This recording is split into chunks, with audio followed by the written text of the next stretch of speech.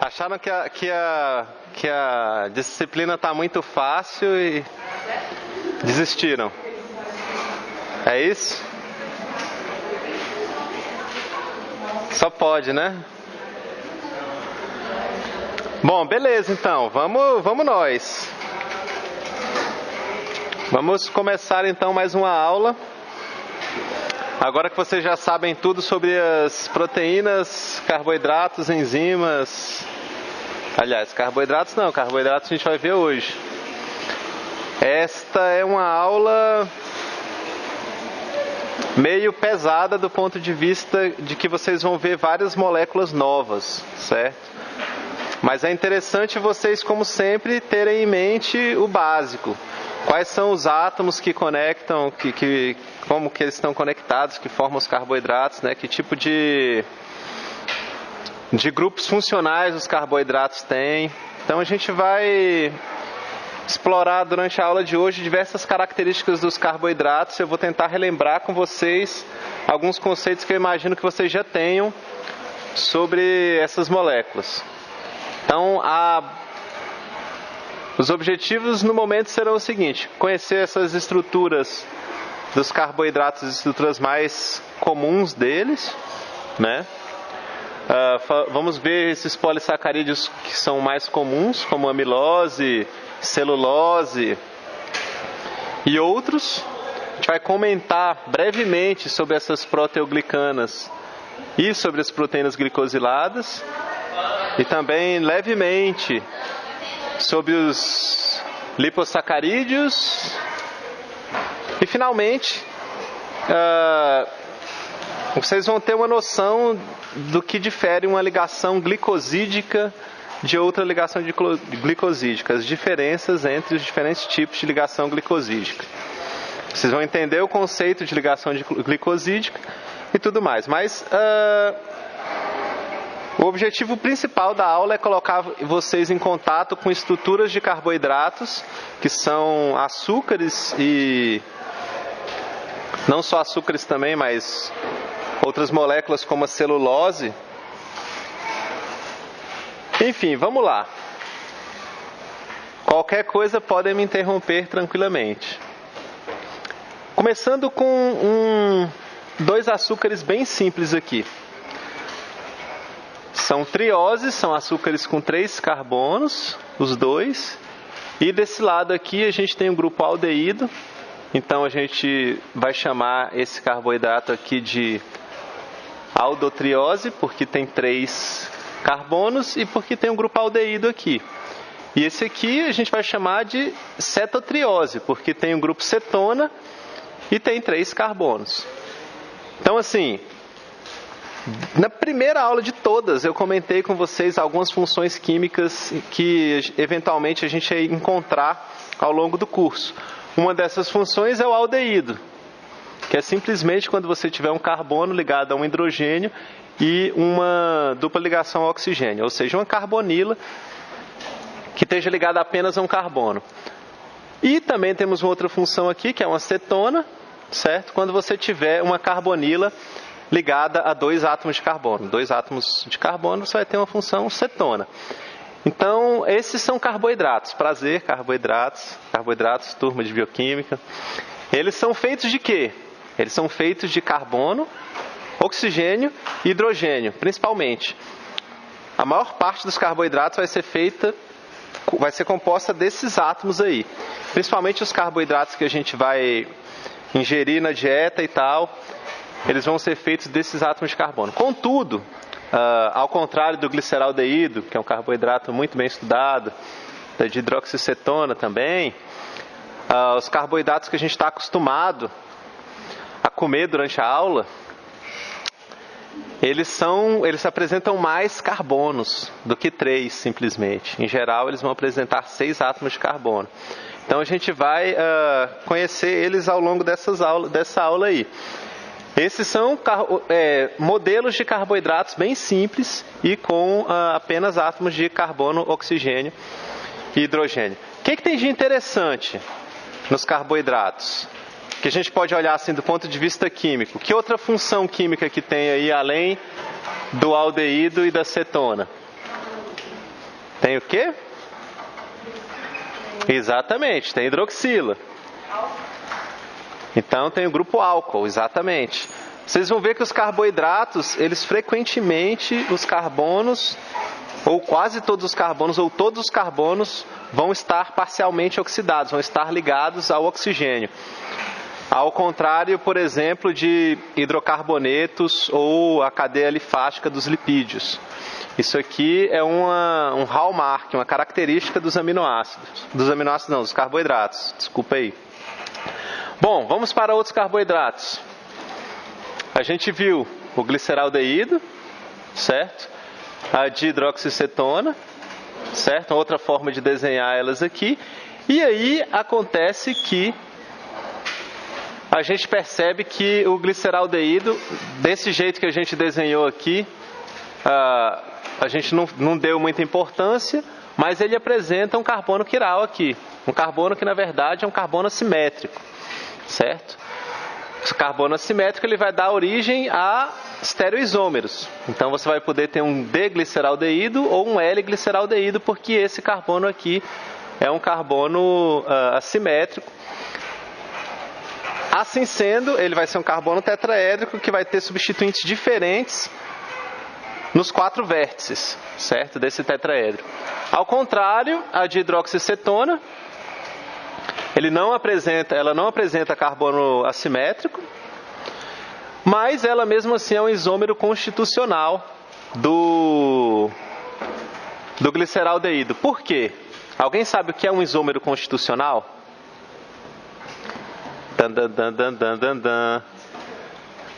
Alguém teria alguma ideia? Bom, como vocês não sabem, eu vou dar um spoiler. Isômeros constitucionais vão ser moléculas que vão apresentar a mesma fórmula estrutural. Ou seja, moléculas que você consegue falar assim, C3H5O3. Tanto o gliceraldeído quanto a dihidroxicetona, você consegue escrever assim, né? Aliás, C3H6O3. C3H6O3. Os dois têm 3 átomos de carbono, 6 átomos de hidrogênio e 3 átomos de oxigênio. Ó, 3 átomos de carbono, 3, 4, 5, 6 átomos de hidrogênio e 3 átomos de oxigênio. Então, se você for escrever uma fórmula do tipo C3H6O3, você não vai saber de que composto essa fórmula é. Essa fórmula pode ser tanto de um gliceraldeído quanto de um hidroxicetona. Então, eles vão ser chamados de isômeros constitucionais, certo? Essa tabela ela mostra uma série de tipos de isômeros diferentes. Alguns vocês já ouviram falar. Por exemplo, os isômeros constitucionais, certamente vocês já ouviram falar porque é o tipo mais simples de isomeria. A outra possibilidade seria esses estereoisômeros. Esses estereoisômeros também vocês já ouviram falar, porque são aqueles isômeros onde existe a presença de um carbono assimétrico. Um carbono ligado a 4 substituintes diferentes. Então, esses estereoisômeros eles podem se dividir em vários tipos. Um deles é enantiômero, que a gente já comentou também, são aquelas moléculas que elas são imagens especulares da outra, só que não são superponíveis. Você pega a imagem especular, uma molécula de um lado e a outra molécula do outro, elas parecem iguais, substituintes ligados em posições similares, só que você não consegue sobrepor, justamente porque elas são imagens especulares. Esse seria o caso dos enantiômeros. Esses diastereisômeros, eles são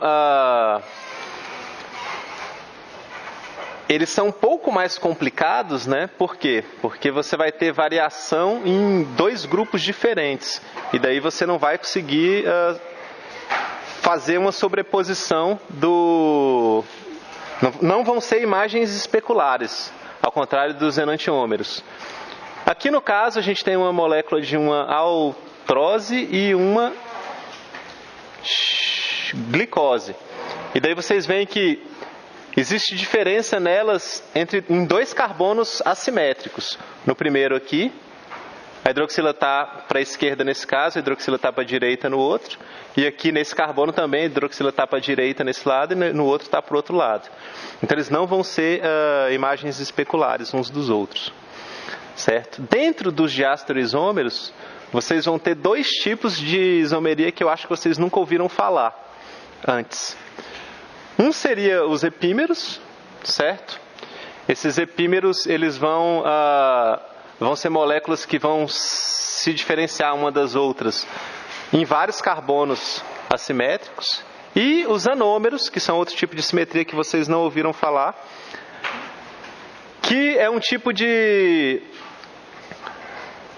isomeria que eu vou comentar ao longo da aula, porque é importante para a gente entender como que acontece a ciclização dessas cadeias de carboidratos, por exemplo, da glicose, como que é uma molécula de glicose, igual, por exemplo, essa é uma molécula de glicose, D-glicose. Essa aqui também é uma molécula de glicose, só que ela está na forma ciclizada, certo? E quando ela está nessa forma ciclizada, você vai ter um novo tipo de isomeria, que vai ser chamada de anomeria, e você vai perceber que existe a presença de um carbono anomérico. Então essas duas glicoses, as duas são glicoses, só que uma tem uma hidroxila para baixo nessa posição e outra tem hidroxila para cima nessa posição. Então a posição da hidroxila em relação ao plano do anel vai definir se vai ser alfa, no caso para baixo, ou beta, no caso para cima aqui. A gente vai ver isso um pouco melhor ao longo da aula. Só estou ilustrando para vocês que existe isso. Existe essa anomeria e isso vai ser importante, porque as moléculas de glicose frequentemente vão ser encontradas na forma ciclizada, certo? Principalmente quando você tiver polímeros. No caso da celulose, é um bom exemplo. Então vamos dar uma olhada na estrutura geral dos carboidratos, começando com essas aldoses. Você vai ter carboidratos com 3. O que são essas aldoses? São carboidratos que apresentam um grupo aldeído, certo? Ao contrário das cetoses, que são carboidratos que apresentam um grupo cetona. Então, qual que é a aldose mais famosa de todas? Glicose, certo? É uma aldose de 6 carbonos, muito conhecida. O pessoal vai muito no hospital tomar glicose na veia. Então o pessoal conhece bem isso aqui. Tem outras aldoses bem conhecidas. Que tipo qual? Ribose. Ribose é conhecida por quê? Por causa do DNA, RNA, certo? O DNA tem a desoxirribose e o RNA tem a ribose. Então esse é um açúcar também bem conhecido. Enfim, temos aqui carboidratos com 3 carbonos, com 4 carbonos, com 5 carbonos e com 6 carbonos. Olha o tanto de diferente. Tanto de tipos de carboidratos diferentes. E alguns têm uns nomes bem estranhos, certo? Assim, bem incomuns. A gente vai encontrar uns nomes bem incomuns pela frente aí. Vamos pegar a glicose, que é uma aldose, e vamos comparar ela, é uma hexose, uma aldose, vamos comparar ela com a frutose, que também é uma hexose, só que a glicose, ela apresenta um grupo aldeído, e a frutose apresenta um grupo cetona. Essas são as principais características que eu quero que vocês tenham em mente dos carboidratos. São feitos principalmente de carbono e hidrogênio. Frequentemente esses carbonos vão estar ligados, cada carbono vai estar ligado a pelo menos um oxigênio. E sempre vai apresentar ou um grupo aldeído ou um grupo cetona, certo? Quando for cetona vai ser uma cetose e quando for aldeído vai ser uma aldose. Então, por aqui a gente vê que a glicose e a frutose são isômeros estruturais. O que vocês acham? Elas têm o mesmo número de átomos? Até aqui elas são iguais. Daqui para baixo as duas são iguais. Daqui para cima você tem 2 átomos de oxigênio, 2 átomos de carbono, 1, 2, 3 átomos de hidrogênio. Sim, né? Elas são isômeros estruturais. Elas são moléculas bem parecidas, mas elas têm diferenças muito grandes no arranjo dos átomos, nas ligações que eles fazem, certo? Beleza. Como exemplo de pentose, eu vou colocar aqui a ribose, que também é uma aldose, e a deoxirribose, que seria também uma aldose, só que aqui, ó, ela é a primeira exceção à regra, ou aquele comentário que eu falei, que em geral os carbonos vão estar ligados a pelo menos um oxigênio. Por isso que chama deoxirribose. Na posição 2 aqui você não tem uma hidroxila. Então esse carbono aqui não é um centro assimétrico, ao contrário desse. Certo? Então estou ilustrando para vocês esses carboidratos. Diga. Então ele vai ser simétrico quando tiver o oxigênio. Se algum não tiver, ele vai ser assimétrico. É isso? Não. Que simetria que você está falando? Eu ouvi você falando agora. Ouviu eu falando o quê? Que esse não tem oxigênio. Esse aqui não tem oxigênio nessa posição. Então esse carbono aqui é um carbono assimétrico, porque ele está ligado a 4 substituintes diferentes, certo? Esse aqui também. Daqui para cima é diferente de daqui para baixo, ele está ligado a 4 substituintes diferentes. Esse aqui não é. Por quê? Porque esse carbono está ligado a um substituinte diferente, que é o grupo aldeído, um outro substituinte diferente, que é esse grupo aqui de 3 carbonos, e 2 substituintes iguais, que são 2 átomos de hidrogênio, certo? Então esse carbono não vai ser um carbono assimétrico. Os outros aqui, esse e esse, serão. E no caso dessa molécula aqui, todos esses aqui vão ser carbonos assimétricos. Beleza? Então, tudo bem. Vocês vão se confundir nessa... Fale.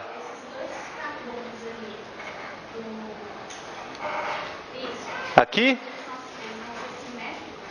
Não. Quais carbonos você está falando? Esses dois de cima, eles são assimétricos, né? Porque eles estão ligados a 4 substituintes diferentes. Sempre que você tiver um carbono ligado a 4 substituintes diferentes, ele vai ser chamado de carbono assimétrico. Provavelmente ele vai dar origem a pelo menos um enantiômero para essa molécula, beleza? Tudo bem. Novamente comentando aqui os carbonos com os carboidratos com 3 carbonos.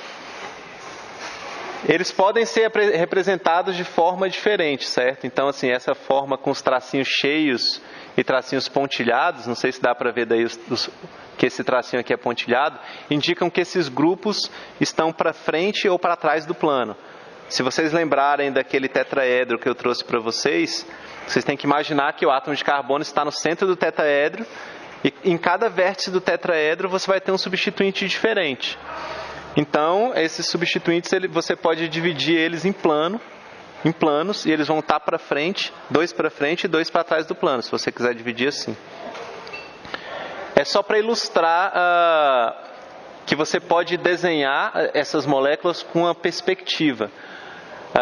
Na prática, para a gente, não é tão importante assim saber disso, né? Ou conseguir desenhar dessa forma as moléculas. É importante saber que quando um carbono está ligado a 4 substituintes diferentes, ele vai ser um carbono assimétrico. Então aqui a gente vai ter um carbono assimétrico nessas moléculas. Tanto que você tem aqui estereoisômeros, né? Um é a imagem especular do outro. Se você colocar um espelho aqui, o espelho vai refletir isso aqui. Vai refletir esse lado aqui. Então, são estereoisômeros. Beleza, agora vamos falar um pouco das aldoses. Continuar falando, né? Aldose de 3 carbonos, a gente já comentou, gliceraldeído. Aldose de 4 carbonos, tem essa eritrose e tem essa treose, olha o nome. Com 5 carbonos, temos a ribose, que é a famosa, essa arabinose, que eu já ouvi falar, a xilose, eu comentei na aula passada, que ela causa um problema com a hexoquinase, e essa lixose, já ficou um nome meio estranho, né? E vamos ver aqui, com 6 carbonos, temos a glicose e a manose, que são conhecidas, tem a idose aqui, que é um nome bem estranho, gulose,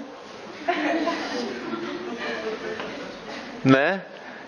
Enfim, tem uns nomes estranhos. O que é interessante? Vocês notarem que existe... Qual que é a diferença entre cada um desses carboidratos?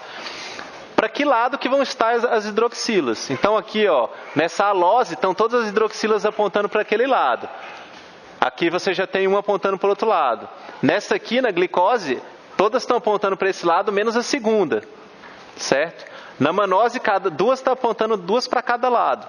Significa que cada uma dessas aí, né, vai ser um daquele tipo de isomeria que a gente tinha comentado anteriormente. Agora falando das cetoses. As cetoses não apresentam esse grupo aldeído aqui, certo? E essas aldoses não vão apresentar o grupo cetona também.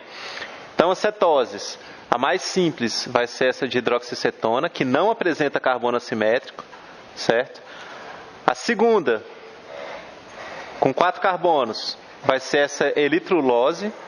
Ela vai apresentar só esse carbono assimétrico. Aí vai começar a aumentar o número de carbonos assimétricos. Então, com 5 carbonos, nós vamos ter a ribulose e a xilulose, certo? Com 6 carbonos, a gente tem a psicose. Pô, quem foi que colocou esse nome de psicose, né? Não sei, deve gostar de... Enfim, temos a frutose também, que a gente já comentou sobre ela.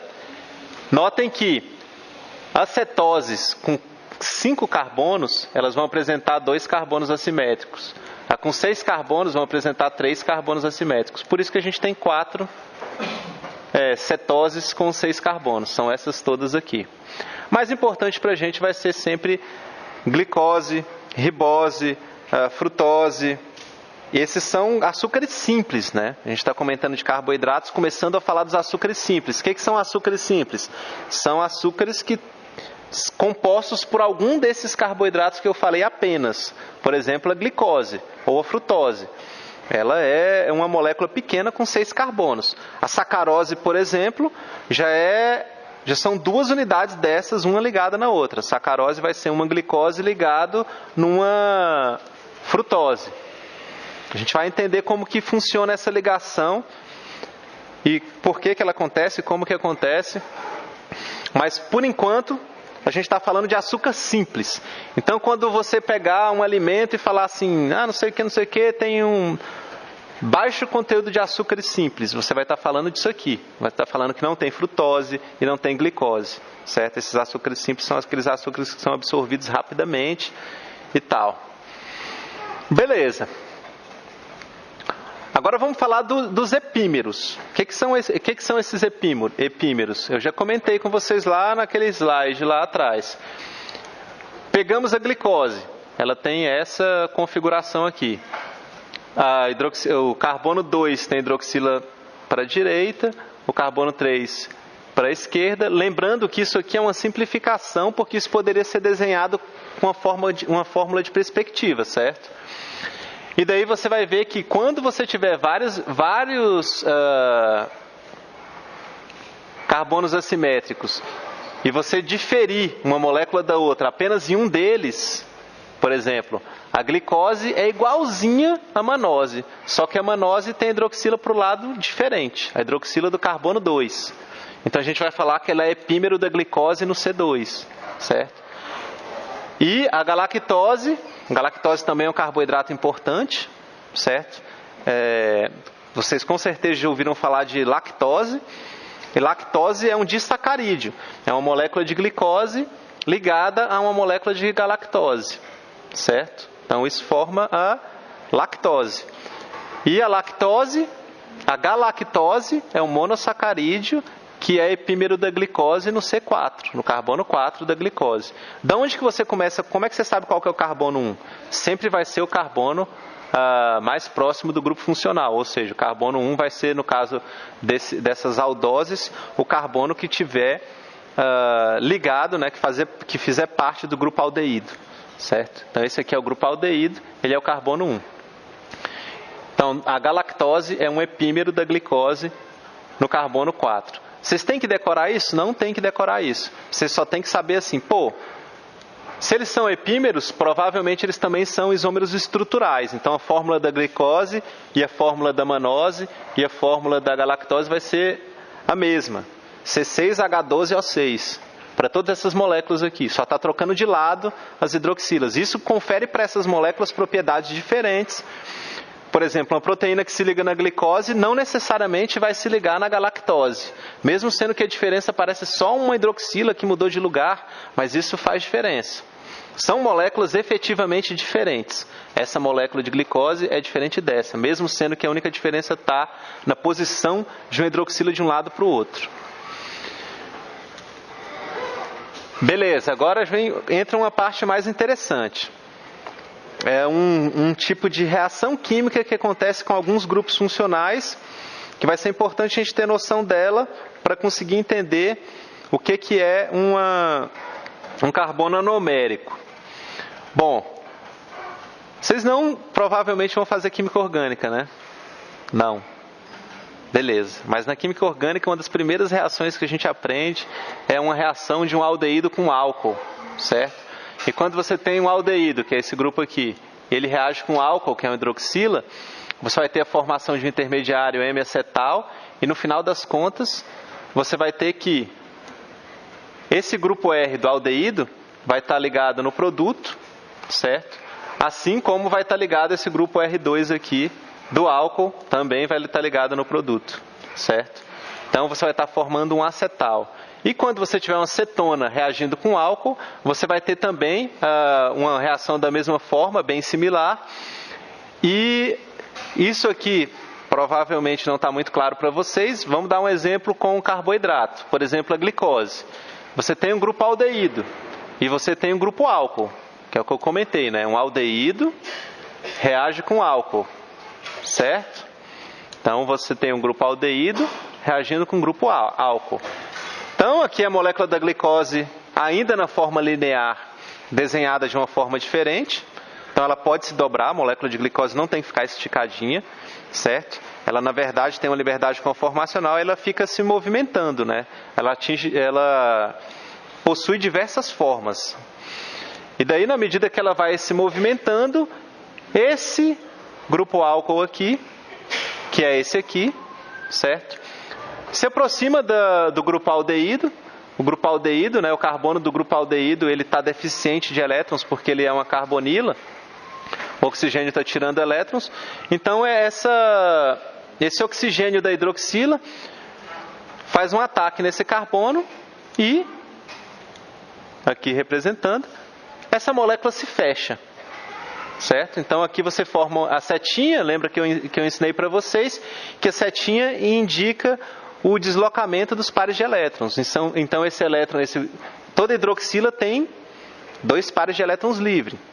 Um deles acabou de fazer um ataque nesse carbono aqui, fazendo uma ligação desse oxigênio com esse carbono, que é justamente essa ligação aqui, certo? Essa ligação aqui fechou a molécula se tornou cíclica. Então é uma molécula de glicose na forma cíclica. Só que quando isso acontece, esse oxigênio aqui da carbonila, ele pode vir para baixo do plano ou para cima do plano, certo? Então essa hidroxila aqui, na hora que acontece esse ataque nucleófilo, ela pode vir para baixo do plano ou para cima do plano. Se vier para baixo, a gente vai falar que é uma alfa-glucopiranose. E se vier para cima, a gente vai falar que é uma beta-glicopiranose. Certo? Então, a única diferença que tem é se a hidroxila está para cima ou para baixo do plano do anel. Isso vai ser chamado de anomeria. E essas moléculas vão ser chamadas de anômeros. E esse aqui vai ser chamado de carbono anomérico. Certo?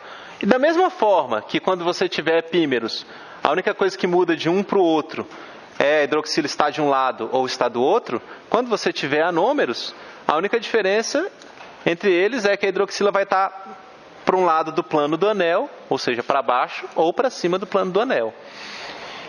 Isso é importante, porque devido à forma que as ligações glicosídicas acontecem, vocês vão ver que frequentemente ligações glicosídicas vão acontecer envolvendo o carbono anomérico. Isso vai complicar um pouco esse tipo de ligação em comparação com as ligações peptídicas. Mas isso aqui ficou claro? essa reação de um álcool com aldeído que fecha o anel da glicose, e daí quando acontece esse fechamento do anel, você pode ter a hidroxila para baixo ou para cima do plano. Isso vai dar origem a duas formas anoméricas possíveis, alfa ou beta, beleza? Vocês não precisam ficar decorando qual é a alfa, qual é a beta, não precisa saber nada disso, só precisa saber que existe isso na molécula de glicose. O que mais que, se eu fosse escolher mais uma coisa para vocês saberem sobre isso, o que eu ia falar? Uma coisa que eu não falei até agora. O carbono 1 da glicose é o carbono anomérico, certo? Então, se você tiver uma ligação glicosídica que envolve o carbono 1 de uma molécula de glicose, vai estar envolvendo o carbono anomérico. Por que é o carbono 1? Porque é o carbono que está com o grupo aldeído aqui. Lembra que eu falei que a numeração começa do grupo aldeído para frente? Então, beleza. Então, vamos em frente. Aqui eu já estou desenhando várias moléculas de carboidratos na forma cíclica. Antes eu estava apresentando só na forma linear. Então, você vai ter aqui uma glicopiranose e uma frutofuranose. Por que é piranose? Porque esse aqui é um anel pirano, certo? É um composto que se chama pirano, esse composto aqui. E esse outro composto aqui é um composto que se chama furano.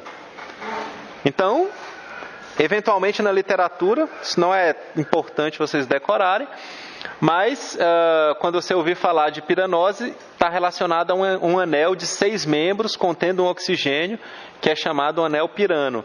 E furanose vai ser parecida com o anel furano. Só que o pirano e o furano têm duplas ligações aqui.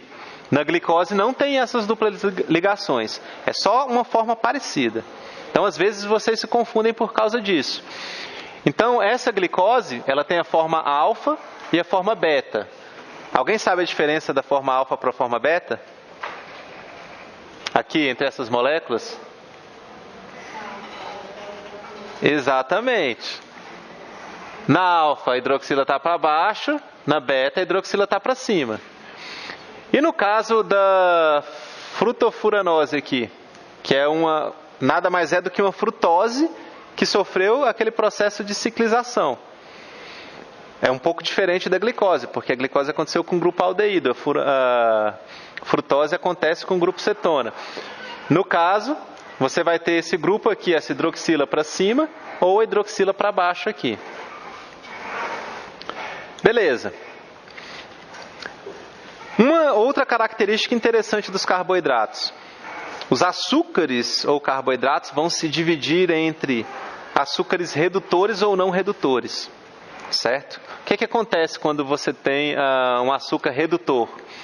Por exemplo, a glicose é um açúcar redutor. A glicose ela pode existir nessa forma de anel ou ela pode existir na forma linear dela. Quando ela existir na forma linear dela, ela vai apresentar um grupo aldeído, livre. Né? Aqui na forma circular dela, forma cíclica, esse grupo aldeído está escondido aqui. Ele está participando do anel. Então, ele não está livre para reagir. Já nesse caso aqui, ele está livre para reagir. Ele é um grupo aldeído. E um grupo aldeído, ele pode apresentar um poder redutor, certo? Então, você vai ter uma reação que é fácil de ser feita no laboratório, que é colocar a glicose na presença desses íons de cobre, e você vai ver que esses íons vão sofrer redução e a glicose vai ser oxidada. Então, a glicose vai deixar de ser glicose. Por quê? Porque ela tem o hidrogênio nessa posição e ela vai ser oxidada, esse carbono aqui vai ser oxidado, apresentando um oxigênio no lugar do hidrogênio. Então, você vai ter que esse carbono oxidado vai estar então formando não mais um grupo aldeído, mas um grupo ácido, e esse grupo ácido torna essa molécula diferente da glicose. Essa molécula não é mais uma glicose, ela é uma glicose que sofreu oxidação, porque a glicose é um açúcar que apresenta poder redutor, certo? Isso aqui tem uma consequência que talvez seja interessante. Por quê? Essas moléculas de glicose, elas apresentando poder redutor, esse poder redutor ele é capaz de fazer isso aqui em outros ambientes, que não só no laboratório junto com íons de cobre. Ele não vai reduzir só cobre. A glicose pode ter poder redutor de reduzir várias coisas, inclusive componentes das células e coisas que estiverem dentro da célula. Portanto, se você tiver uma alta concentração de glicose dentro da célula, isso pode ser ruim. Então a célula vai ter que lidar com isso de alguma forma.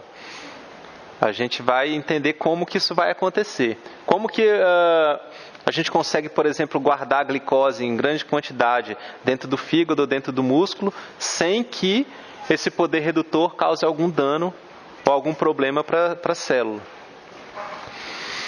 Mas é importante vocês saberem que sempre que um carboidrato sempre que ele for uma aldose, apresentar um grupo aldeído, ele vai apresentar um poder redutor, certo? Beleza. Vou já mostrar para vocês alguns açúcares ou carboidratos que são modificados. Então aqui você tem a glicose e você pode trocar uma hidroxila dela por um grupo amino e tornar ela uma glicosamina, certo? Essa aqui é uma glicosamina, certo? Essa aqui é um outro tipo de glicosamina. Além do nitrogênio que você colocou aqui, colocou também um acetato, certo? Então vai ser um N-acetilglicosamina. E assim por diante. Você pode trocar vários grupos na glicose, substituir, ou em outros carboidratos, substituir vários grupos. Por exemplo, você pode colocar metila, você pode colocar grupos ácidos, certo? E você vai modificar as características desses carboidratos. Eles não vão apresentar as mesmas características. Frequentemente, a gente vai ver que algumas espécies um pouco diferentes dos mamíferos vão fazer isso bastante, certo? Vão fazer esse tipo de modificação, tipo insetos, crustáceos, artrópodes em geral, certo? Então existe a possibilidade de existirem açúcares modificados. Não precisa decorar o nome de nenhum deles, certo? O que a gente for ver ao longo da disciplina e ficar repetindo o nome, aí vocês vão acabar lembrando melhor deles. Mas o que você tem que saber é que quando alguém fala, você teve uma aula de carboidrato, é muito fácil, só tem carboidratos lá com oxigênio, carbono, hidrogênio. Aí você vai falar, peraí, que tem um monte de carboidratos diferentes que apresentam nitrogênio, que apresenta outros tipos de grupo ácido e tal, e isso modifica essas propriedades desses carboidratos, e eles são importantes, mas eles são menos comuns mesmo, certo? Os mais comuns são apenas carboidratos com oxigênio, carbono e hidrogênio. Mas esses aqui existem, vocês têm que lembrar que eles existem. Aí aqui eu estou dando um exemplo de um carboidrato que apresenta grupo ácido bem famosinho.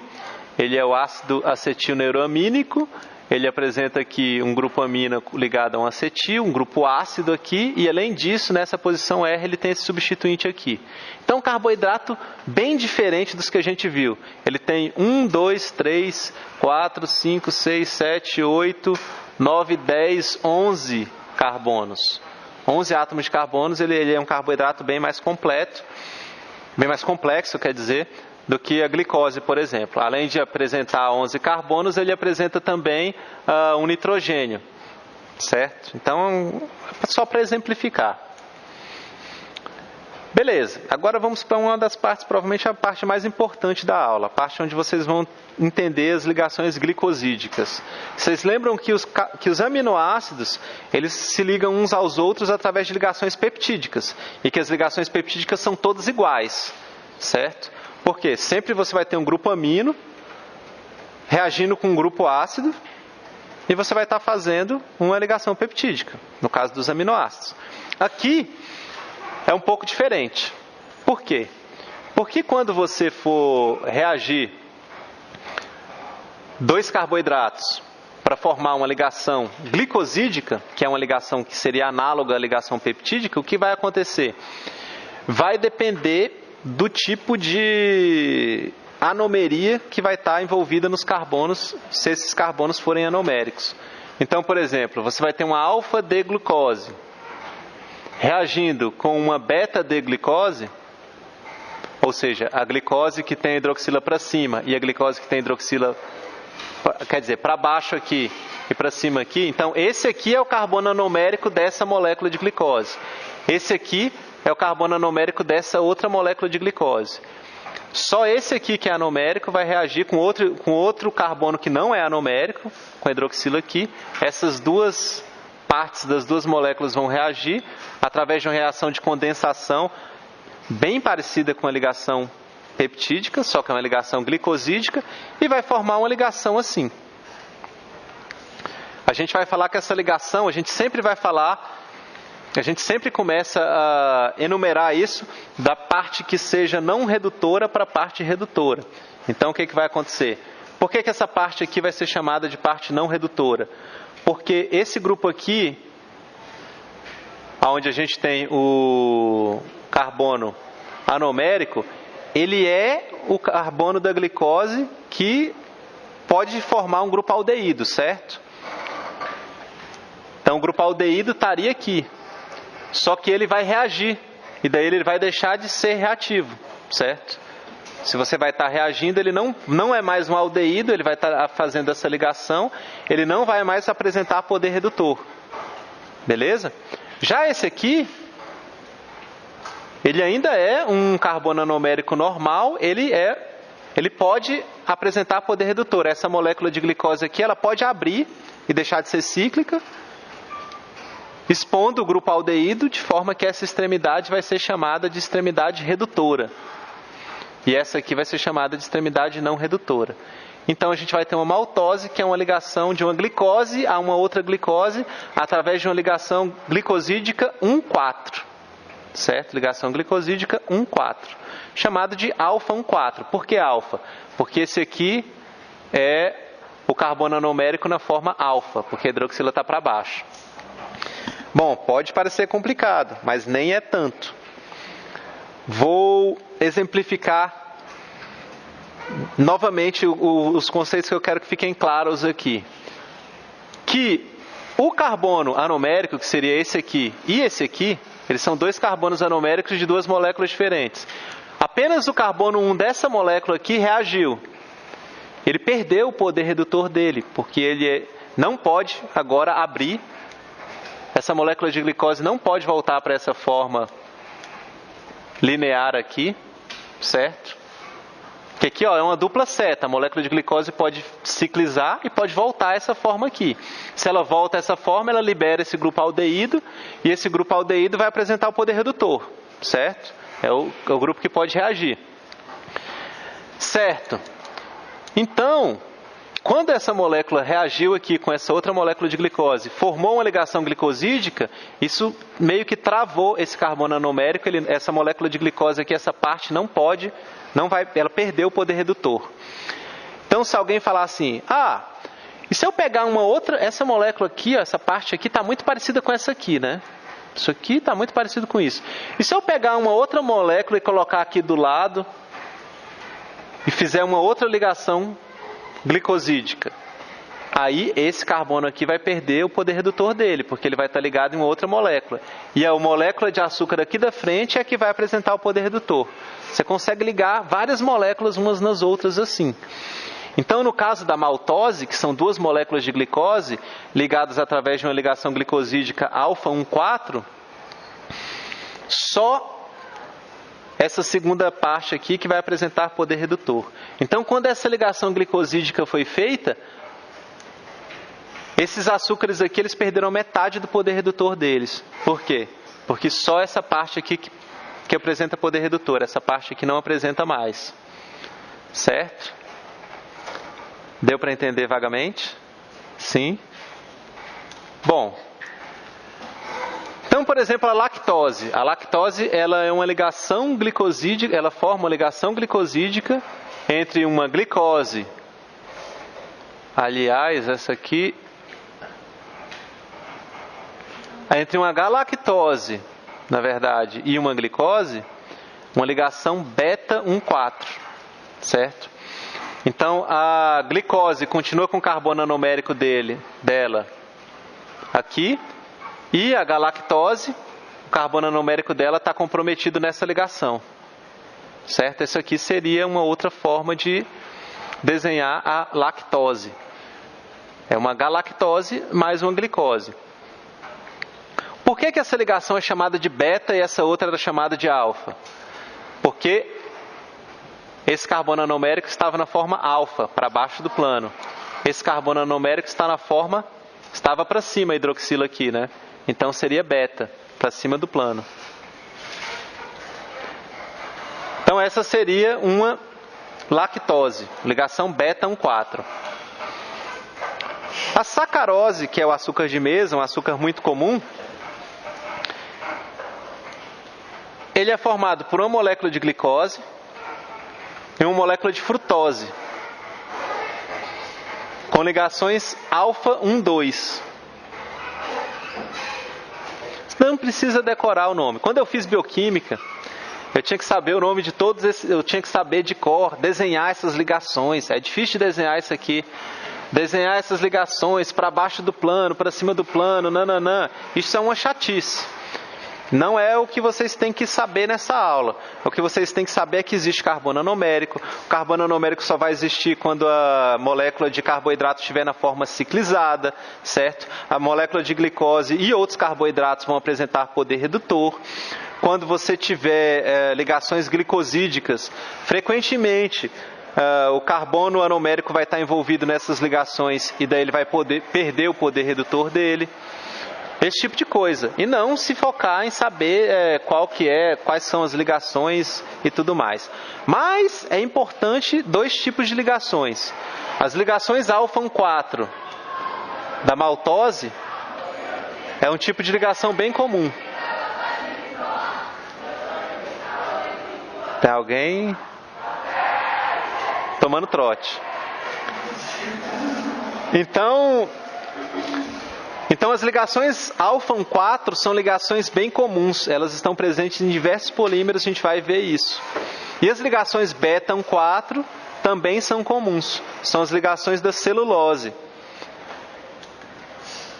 Aqui um outro carboidrato, para dar mais exemplos, é a trehalose. Ela é ligações alfa 1,1. São duas moléculas de glicose com ligações alfa 1,1. Então ela não tem poder redutor nenhum, certo? Porque esse aqui é o carbono anomérico de uma molécula de glicose, esse aqui é o carbono anomérico de outra molécula de glicose. Então são duas moléculas de glicose e elas estão ligadas através dos dois carbonos anoméricos dela. Então ela não apresenta nenhum poder redutor. Ao contrário, por exemplo, dessa aqui que a gente viu, que é a maltose, que esse aqui é um carbono anomérico e o outro está livre. Então ele ainda apresenta um pouco de poder redutor.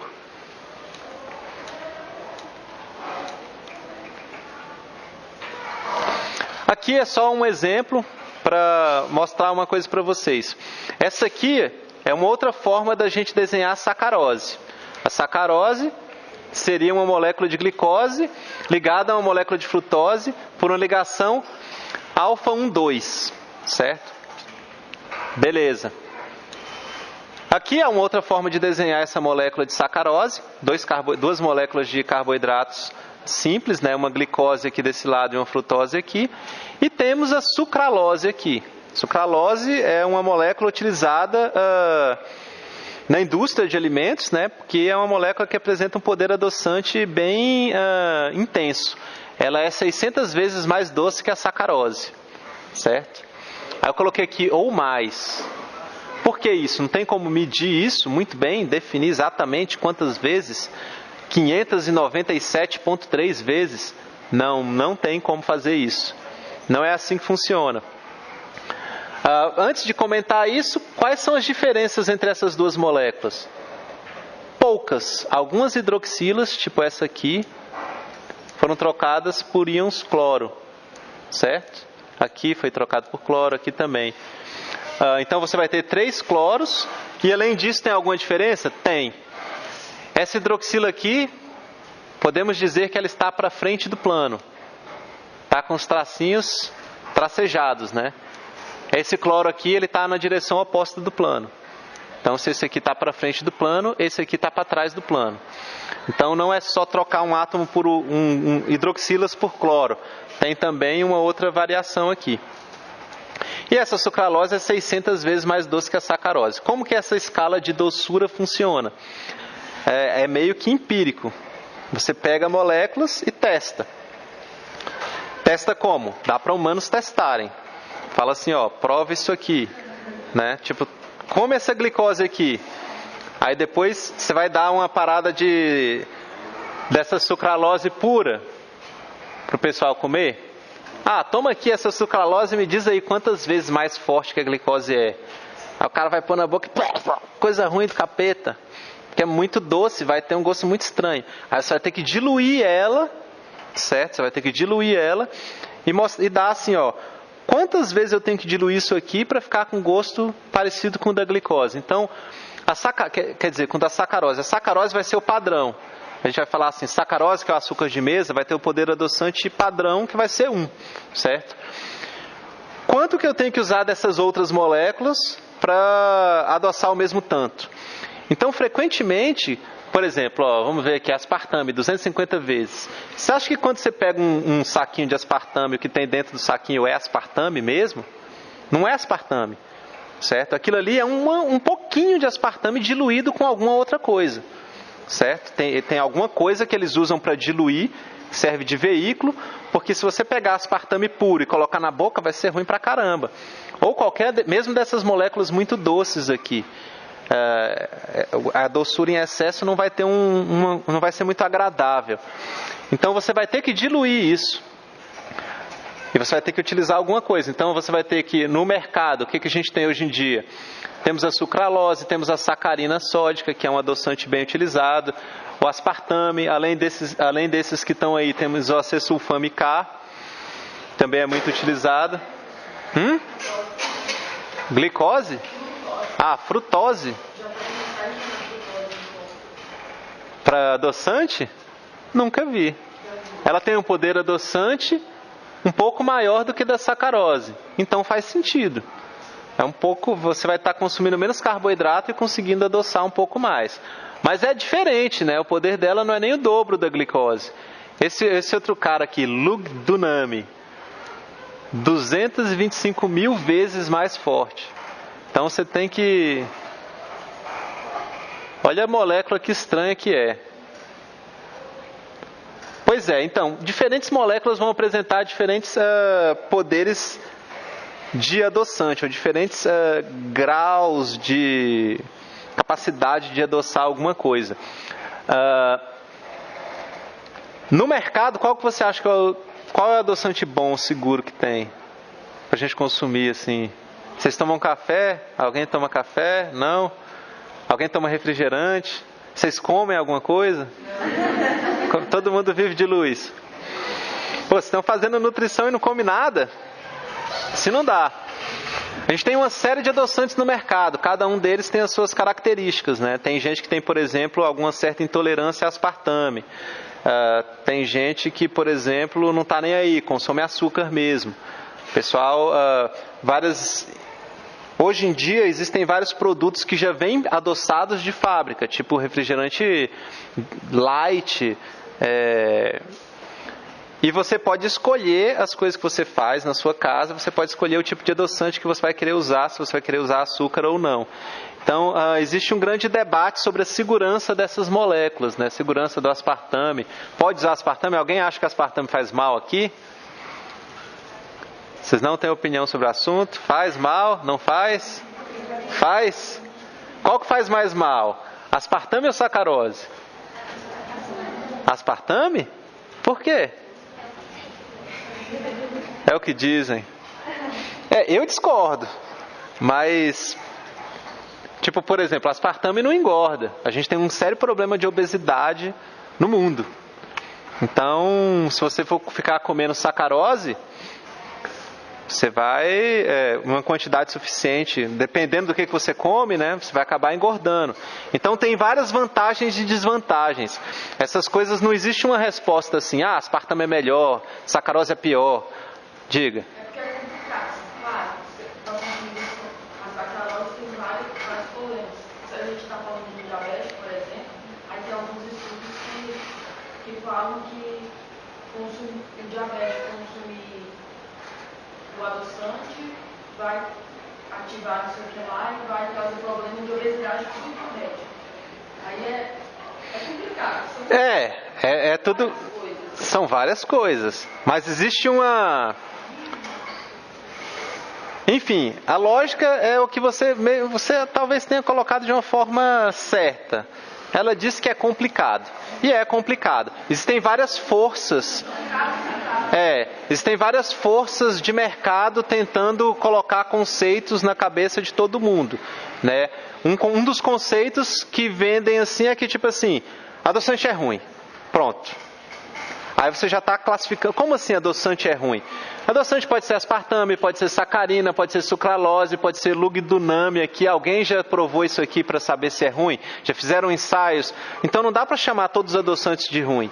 Aí se uma pessoa é obesa, vai ficar consumindo sacarose? Obviamente o ideal seria uma reeducação alimentar, mas é complicado, né? Enfim, a questão é que todas essas moléculas, por mais que alguém fale, aspartame é uma coisa do demônio, faz mal, e por mais que alguém fale isso, elas têm a utilidade dela, certo? Em alguns casos vai ser melhor, ou em outros casos vai ser pior. Por exemplo, enfim, diga. Na opinião que eu tenho, na nutrição a gente sempre tem isso. Uma hora uma coisa muito boa, outra hora uma coisa muito ruim. Aí sai uma reportagem ou um estudo que classifica não só isso, mas qualquer coisa. Isso aqui é ótimo, aí todo mundo só consome aquilo. Isso aqui é ruim, é tarde de consumir. Eu acho que tem que ter essa flexibilidade. Para cada caso é um caso. Tem situações que o indivíduo vai ter que consumir determinada coisa porque a outra, para ele, é ruim. Mas o problema todo... São casos e casos. A questão inteira aqui está relacionadíssimo com isso que você disse. Um belo dia aparece alguém falando que ovo é ótimo. Você tem que comer ovo, porque ovo faz bem, porque ovo tem proteína, porque ovo tem não sei o quê, porque ovo não sei o quê. Aí daqui a pouco ovo faz mal, ovo tem muito colesterol. Quem é que é... Você vai comer ovo? Você é doido? Isso aí faz mal. Aí um belo dia aparece, não, manteiga é muito bom, porque não tem gordura hidrogenada. Aí o outro cara fala, não, manteiga é horrível, porque o bom mesmo é margarina, porque manteiga é gordura saturada animal, isso aí faz mal, e não sei o quê. O bom é sacarina, quer dizer, o bom é margarina, que é manteiga... que é um tipo de... Aí você fala assim, não, usar celular faz mal, um bando de coisas, aspartame faz mal, sacarina faz mal, um bando de coisas faz mal. Só que todas essas coisas, elas são superficiais, né? Não existe nada que faz mal assim, isso são coisas que estão sendo, digamos assim, empurradas pela mídia, por forças do marketing querendo influenciar o mercado para você, que sei lá, vai estar num consultório um dia prescrevendo dietas, ter determinada postura de falar assim, não, eu não prescrevo aspartame, não sugiro que o cara tome aspartame. Ou então, não, eu acho que sacarose é ruim, a minha dieta, a minha abordagem em relação à nutrição é fazer a pessoa evitar de comer açúcar simples, tentar comer mais algum outro tipo de açúcar em outra forma. Enfim, é toda uma questão complicada. O que eu acho que é interessante que vocês saiam daqui é com a mente um pouco aberta no sentido de que nada disso aqui é definitivamente mal para todo mundo. Sacou? Pode até ser que faça mal para alguém, mas com certeza aspartame deve fazer bem para alguém. Não sei quem. Aí você vai ter que identificar. Você vai ter que ver o caso da pessoa, os hábitos alimentares dela, certo? A sacarina também não vai ser ruim para todo mundo, assim como também a sacarose não vai ser ruim para todo mundo. Vai ter gente que pode comer açúcar de boa, certo? Pode ter gente que pode comer açúcar de boa e de repente chega uma determinada época da sua vida que, não posso mais comer açúcar, porque a minha condição mudou, porque por causa de vários problemas, e daí as coisas mudam.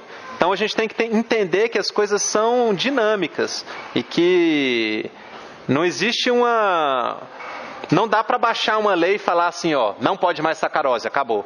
Não pode isso. Então a gente tem que estar aberto a isso aí. E para tomar decisões a respeito do que indicar, ou de que abordagem utilizar, tem que estudar muito, e não é estudar revistas que estão na banca de revista, sacou? É estudar artigos, estudar livros, para tentar entender quais são as consequências do consumo dessas moléculas. Mas beleza, vocês entenderam que essa escala de doçura, ela é uma escala subjetiva, as pessoas provam as diferentes diluições desses adoçantes e conseguem pontuar essas moléculas em relação ao poder adoçante delas. Tudo bem. Voltando ao assunto, essa aqui é uma tabela onde mostram vários açúcares diferentes, inclusive alguns daqueles que apresentam nitrogênio e tal, e eles têm símbolos que são bem utilizados. Frequentemente nos livros você encontra esses símbolos. Não precisa decorar, é só para vocês saberem. Quando vocês virem uma bolinha amarela assim, sempre vai ser uma galactose, uma bolinha azul sempre vai ser glicose. Então quando você vê uma figura num livro com um bando de bolinha de determinada cor, vocês podem ter uma noção de que cada bolinha daquela significa alguma coisa. Como que seria isso? Por exemplo, aqui, as bolinhas amarelas são o quê? Galactose. No caso aqui, esse é um exemplo péssimo, né? Mas, porque esse aqui já é um slide que... Deixa eu ver se eu encontro um outro aqui. Não, deixa quieto. Bom, aqui eu estou tentando exemplificar que as ligações glicosídicas podem dar origem a carboidratos que são não ramificados, como esse aqui, ou ramificados, como esse aqui, certo? Não ramificados como esse aqui, ou ramificados como esse aqui. Esse aqui seria um único tipo de carboidrato, né? Todos são amarelinhos, todos devem ser então aquela galactose. Aqui você tem uma ramificação, aqui você não tem ramificação, aqui você tem. E as cores indicam carboidratos de tipos diferentes. Então, existem carboidratos não ramificados e ramificados. Esses são carboidratos complexos. Cada tracinho desse aqui representa uma ligação glicosídica. Quais são os exemplos desses tipos de carboidratos aqui no nosso corpo ou no mundo real? Bom, a gente tem no caso o amido e a gente tem glicogênio. Como que essas moléculas se estruturam? Aqui o glicogênio e o amido. Aqui o amido e o glicogênio, eles são feitos por ligações alfa-1,4. Então aqui é uma glicose. O que é o amido? Várias moléculas de glicose, centenas, milhares de moléculas de glicose ligadas umas nas outras por ligações glicosídicas alfa-1,4. Isso vai estar formando a amilose. A amilose, ela é um polímero não ramificado. Então são várias ligações glicosídicas, só tem ligação glicosídica alfa-1,4. Quantas são? Depende. Então, se você pegar um bando de amido, você vai ver que ali vai ter moléculas com 1000 unidades de glicose, 1400, menos, mais, tanto faz. A partir de determinado tamanho, sei lá, mais de 100 moléculas dessas de glicose ligadas por ligações glicosídicas, a gente vai falar que se chama amilose. O glicogênio é a mesma coisa que isso aqui. Só que além disso, nesse carbono aqui, você vai ter ramificação. Ramificação alfa-1,6. Aqui na posição alfa, quer dizer, na posição 1, na posição 6. Então, nesse carbono aqui vai ter uma molécula que vai estar ramificando aqui. Certo?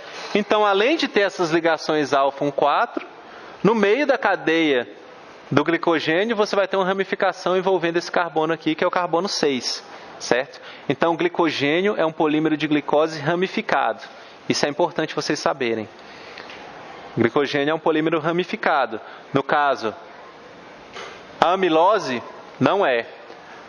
Quando a gente fala de amido, tipo, quais são os alimentos que apresentam amido? Alguém saberia algum alimento que tem amido? Batata é o exemplo clássico. Então, pode ser também. Então, esse amido vai ser o quê? Principalmente glicose, certo? Vai estar em duas formas. Na forma de amilose, que é um polímero linear de glicose, e na forma de amilopectina, que é um polímero linear de glicose com ramificação. Então, não é linear, é ramificado. Ramificações igual o glicogênio, ramificações alfa-1,6. No caso da amilose, que não apresenta ramificação, a gente pode desenhar isso como uma cadeia reta, mas no mundo real ela é uma cadeia que se enrola. Então a gente vai dizer que existe uma hélice de amilose. Aqui as moléculas de glicose vão se enrolando e formando uma hélice. É assim que elas ficam estruturadas. Obviamente tem moléculas de água hidratando isso aqui tudo e tal, mas é só para vocês terem a noção de que a amilose pode formar uma hélice. A gente não vai entrar nas características dessas hélices. Já a amilopectina pode ser desenhada dessa forma. Você tem uma cadeia, pode ser vista como várias cadeias parecidas com a amilose, só que ramificadas, certo? Qual que é uma das coisas interessantes dessa ramificação. Por exemplo, aqui a gente tem 4 glicoses. Se essas 4 glicoses estivessem em solução, elas iam ter um poder redutor alto. 4 moléculas de glicose. Como elas estão ligadas aqui através do carbono anomérico delas, só vai ter uma extremidade que vai apresentar poder redutor. Certo? Então, se você junta várias moléculas de glicose através de ligações 1,4, elas vão perdendo o poder redutor delas e só vão apresentar uma extremidade redutora. Então, quando a gente falar de carboidratos, a gente sempre vai ter... A gente pode ter extremidades não redutoras, que são extremidades tipo essa aqui, que não tem carbono anomérico, e extremidade redutora, que apresenta o carbono anomérico aqui. Carbono 1 da glicose, no caso. Então, a gente resolve aquele mistério lá que eu tinha comentado com vocês. Como que a gente faz para guardar muita molécula de glicose no corpo sem que esse poder redutor se torne um problema? Simples, a gente torna essas moléculas poliméricas. Por exemplo, na forma do glicogênio.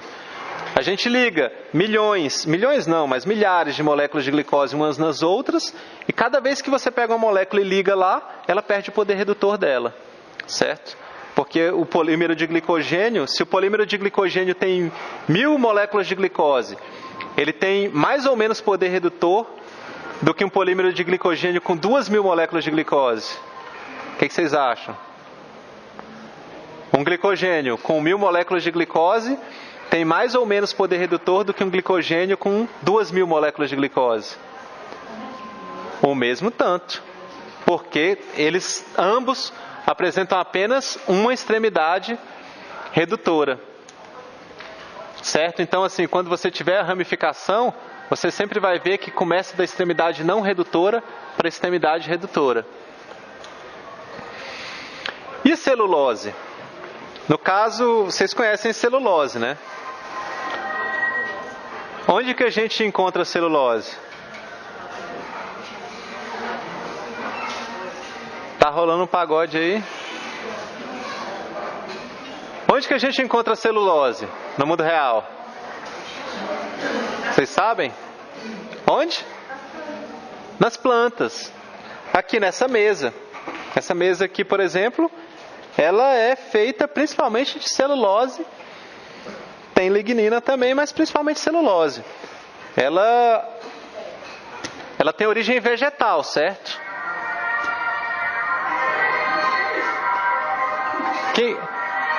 Dá um xingadão nesse cara aí, por favor.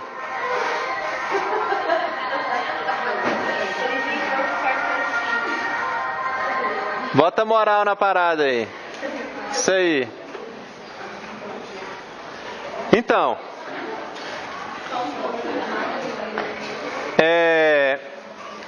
celulose, essa mesa aqui, ela tem origem vegetal, já esteve algum dia em alguma plantação, valeu.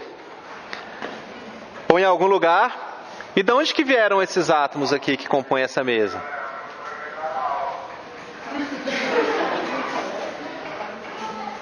Hein? De onde que vieram esses átomos aqui? Da mesa? Alguém tem ideia? Não? Ó, isso aqui era uma planta, né? Certo? Ela estava plantada, com as raízes enfiadas no solo, em algum lugar. E daí, isso aqui tem átomos de carbono. Vocês falaram que é feito de celulose. Celulose é o tanto de átomo de carbono, certo? Moléculas de glicose. Da onde que vieram os átomos de carbono da mesa? Certo? Alguém tem ideia? Eles surgiram do nada, contrariando aqueles princípios da termodinâmica que eu comentei anteriormente? Não, eles vieram de algum lugar. Eles vieram do solo, a planta pegou os átomos de carbono do solo e fez... Não, eles vieram do ar, certo?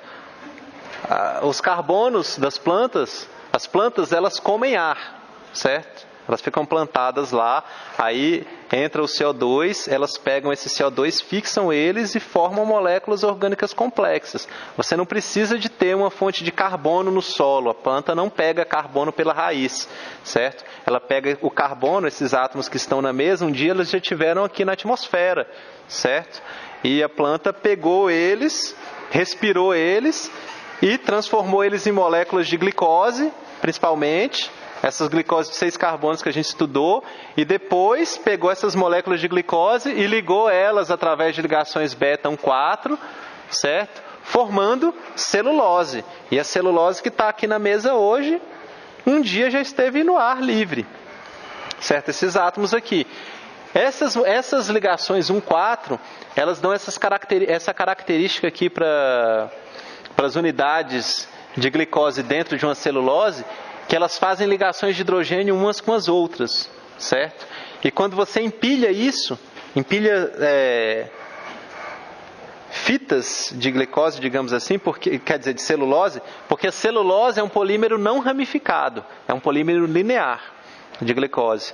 E aí você vai conseguir depositar um polímero desse aqui em cima do outro e assim por diante. E eles vão interagindo através de interações de hidrogênio e não tem muito espaço para moléculas de água.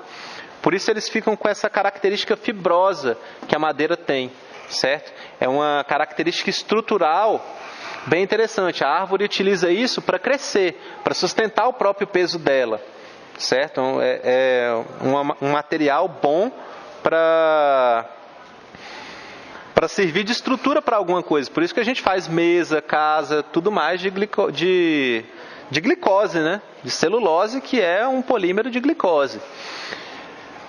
Então é importante também vocês saberem que a celulose é feita de glicose, apesar de que você não pode comer isso aqui, porque você não consegue digerir essas ligações beta 1,4, certo?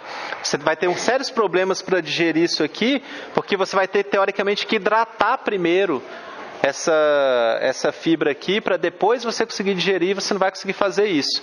Então, o ser humano não vai conseguir digerir isso aqui direito, mas temos que lembrar que a glicose, quer dizer, a celulose apresenta ligações beta 1,4, certo? Essas ligações beta 1,4 conferem para esses polímeros de celulose algumas características importantes, que são esse fato deles poderem se empacotar de forma anidra, de forma com pouca água.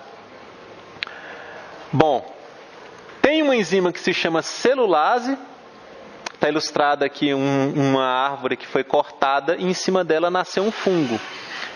Esse fungo, ele provavelmente produz essa enzima celulase.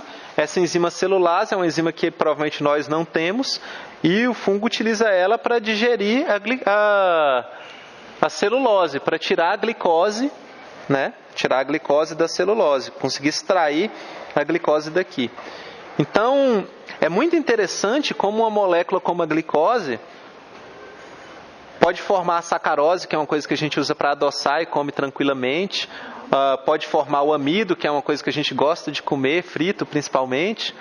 Pode formar estruturas sólidas como essa aqui, simplesmente devido ao arranjo de como os átomos são, como as ligações glicosídicas são feitas, que tipo de ligação glicosídica diferente esses compostos apresentam. Então, hoje em dia, existe no mundo da ciência, existe uma grande corrida para conseguir produzir umas celulases muito eficientes, para conseguir, por exemplo, imagina, se você pega essa mesa, picota ela com uma máquina daquelas de picotar até ficar pedaços pequenininhos, coloca isso tudo dentro de um tanque, coloca algumas enzimas lá, as enzimas transformam essa mesa, que é uma coisa sólida e insolúvel, em um caldeirão de glicose, que dá, né? Que os átomos estão aqui, é só a gente conseguir modificar eles para fazer o que a gente quer com eles. Então você vai pegar, por exemplo, coisas que são inúteis para a gente, por exemplo, bagaço de cana. Para que serve bagaço de cana? Para nada. A gente tem plantações enormes de cana hoje em dia, a gente extrai o açúcar facilmente da cana, sobra aquelas pilhas de bagaço que a gente não faz nada. Então não seria legal pegar a glicose que está ali dentro, só que está na forma de celulose, conseguir digerir isso e produzir mais glicose e fazer o que quiser com essa glicose. Pode fazer álcool, pode fazer açúcar, pode fazer o que for. A tecnologia está em desenvolvimento. Então, no mundo da ciência, existe uma grande busca por essas celulases, coquetéis de celulases, mistura de várias celulases diferentes, que sejam capazes de digerir a celulose, liberando a glicose, que pode então ser utilizada para vários fins, certo? É só uma A gente está numa fase ainda de tentar lidar com isso, mas é o que a gente está relacionado com os biocombustíveis, né? Bom, seguindo em frente, temos um outro tipo de carboidrato complexo, no caso a quitina. Só vou dar uma voltada aqui para comentar uma coisa. Tá vendo esse amido aqui? Quando você comer um amido desse, e quando, por exemplo, quando o pessoal falou assim, batata tem amido bastante, né? Se você comer 1 grama de batata ou 1 grama de sacarose, você vai absorver muito mais rápido a sacarose, certo? A sacarose vai para o sangue muito mais rápido do que o amido. Não só vai ser absorvido no estômago, como também vai ser absorvido, vai ser absorvido do sangue para os tecidos. Então, o que vai acontecer vai ser que seu estômago vai esvaziar um pouco mais rápido, se você estiver consumindo sacarose, e a glicose do seu sangue vai ter um pico bem alto, e depois desse pico ele vai ser distribuído para os tecidos rapidamente, que esse pico de glicose vai ser acompanhado de um pico de insulina, que vai aumentar a permeabilidade das células à glicose. Se você comer, por exemplo, um macarrão, ou uma batata, ou algum carboidrato complexo, primeiro você vai ter que digerir essas ligações glicosídicas, que vai demorar um tempo, elas vão sendo quebradas no seu estômago ou no seu intestino lentamente, e você vai absorvendo esses carboidratos. Então, ao invés de você ter um pico de glicose no sangue, um pico de concentração de glicose no sangue, você vai ter um aumento mais gradual dessa concentração de glicose no sangue. Então, existe uma grande diferença entre você se alimentar com carboidrato simples ou você se alimentar com carboidrato composto. Mesmo que você coma o mesmo tanto em peso, certo? Então, às vezes alguém fala assim, vou comer, sei lá, umas balas aqui que tem o mesmo tanto de calorias do que não sei o que. Então, você não pode comparar as calorias diretamente umas com as outras, porque a forma, o tipo de carboidrato é diferente. É igual com proteína. Você vai falar, vou comer gelatina, porque tem muita proteína. Só que a proteína da gelatina tem uma biodisponibilidade horrível. É uma proteína com baixo valor nutricional, tem poucos aminoácidos ali. A gente comentou que a gelatina é principalmente colágeno. E o colágeno não tem vários aminoácidos interessantes, daqueles aminoácidos tipo glutamina, tipo os BCAAs, certo? Então eles são mais pobres. Então não é só comer proteína, tem que comer proteína de qualidade. Não é só comer determinadas quantidades de carboidratos em intervalos ao longo do dia, você tem que comer os tipos certos. Então você tem que entender o alimento que você vai utilizar para comer. Então, existe uma grande diferença de comer carboidratos complexos. O que seriam carboidratos que eu chamo de complexos? Moléculas que sejam ligadas e sejam grandes, assim, ligadas por ligações glicosídicas grandes, como, por exemplo, amido, amilopectina, esses carboidratos que a gente encontra nos vegetais, frequentemente. Não nas frutas.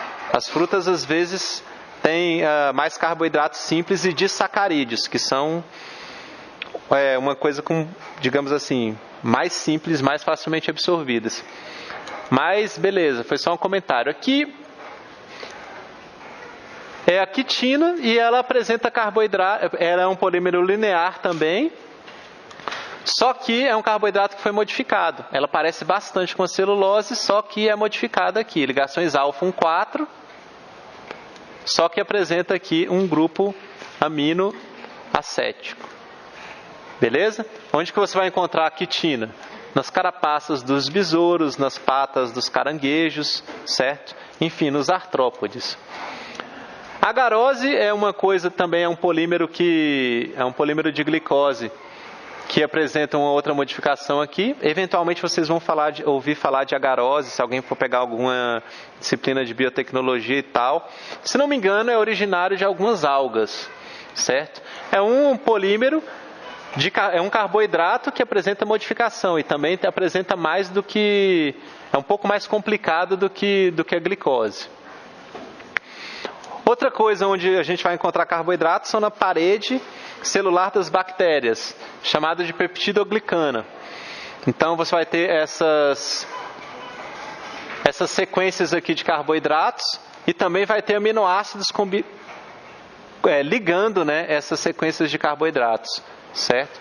Isso aqui é a estrutura dessa peptidoglicana que compõe a parede celular das bactérias. Ela é feita de carboidratos e de aminoácidos, certo? Você vai ver que tem tanto L aminoácidos quanto D aminoácidos, ao contrário do nosso corpo. Mas é uma estrutura bem complexa, certo? Carboidratos, apenas ligações beta 1,4 no caso da peptidoglicana. Não precisa decorar, é só para ilustrar para vocês. Existem outras coisas também, outros tipos de carboidratos, que são essas glicosaminoglicanas. São, por exemplo, o ácido hialurônico, que vai apresentar modificação. Isso aí já é no nosso corpo, certo?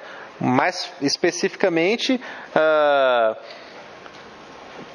no tecido que conecta as células umas nas outras, certo? Então, você vai ter esses hialuronatos que vão ser tipo umas 50 mil moléculas dessas aqui ligadas umas nas outras, e algumas delas apresentam nitrogênio também. Essa condroitina também.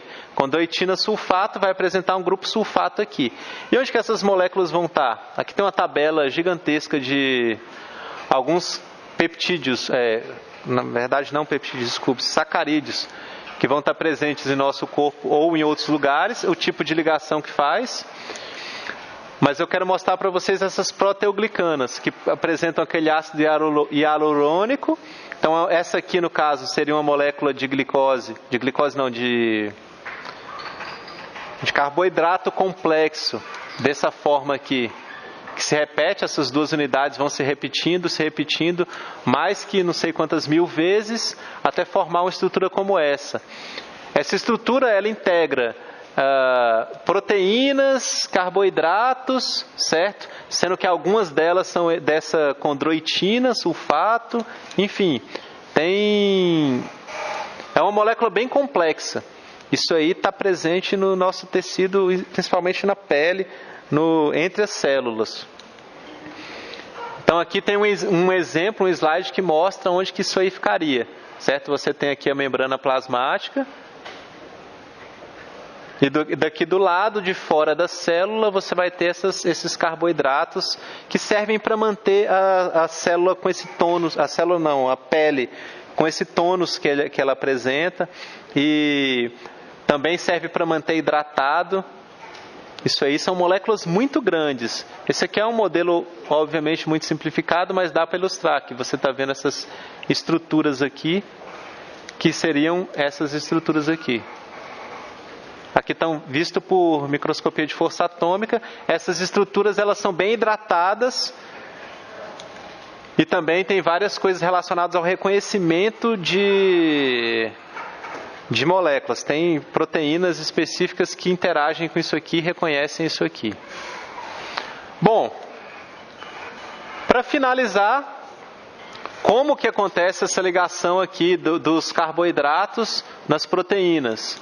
Bom, você vai ter duas possibilidades. Ou você vai ter um resíduo de aminoácido que apresenta uma hidroxila, e daí ele pode fazer uma ligação aqui, certo? Uma ligação de um carboidrato a uma proteína. No caso aqui vai ser uma serina, uma treonina ou uma tirosina. Ou você vai ter ligação ao nitrogênio.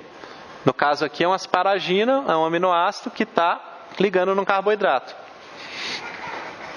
Aí aqui tem aqueles esqueminhas que eu falei para vocês, que eu comentei com vocês, que cada carboidrato tem uma cor, certo? E uma forma, e vocês fazem esses esquemas. Então, por exemplo, só para ilustrar, esse esquema aqui é feito com galactose, uma molécula de galactose modificada, e o quadradinho azul é uma glicose modificada também, essa aqui. Então você vai ter vários carboidratos, um ligados no outro, ramificados, são 1, 2, 3, 4, 5, 6, 7, 8, 9, 10, 11 carboidratos ligados no resíduo de serina.